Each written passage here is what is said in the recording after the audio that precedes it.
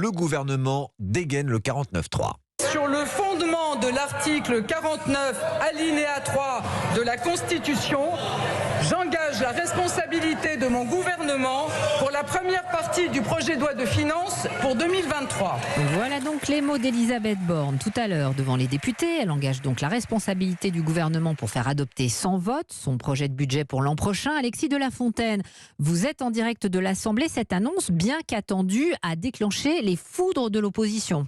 Oui, sous les sifflets de l'opposition, Elisabeth Borne met fin au débat avec le 49.3. Le gouvernement doit présenter son projet final aux députés avec les amendements ajoutés ou supprimés avant d'être étudiés par le Sénat. Et dans un souci d'ouverture, Elisabeth Borne assure avoir pris en compte les débats. Le texte que je présente aujourd'hui n'est pas le décalque du projet qui vous a été initialement soumis. Il a été nourri, corrigé même suite au débat de ces derniers jours en commission et dans l'hémicycle. Une centaine d'amendements a été retenu, y compris des amendements des oppositions.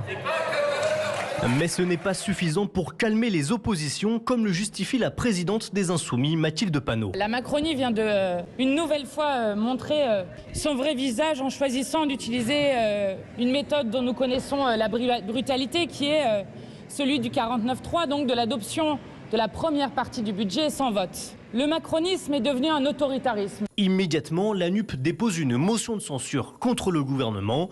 De son côté, le Rassemblement national doit déposer la sienne demain, mais en réalité, il y a très peu de chances qu'elle soit adoptée, faute de majorité. Alexis de La Fontaine, vous êtes à l'Assemblée pour Europe 1 et puis au Sénat, le Sénat qui s'oppose à l'inscription du droit à l'IVG dans la Constitution.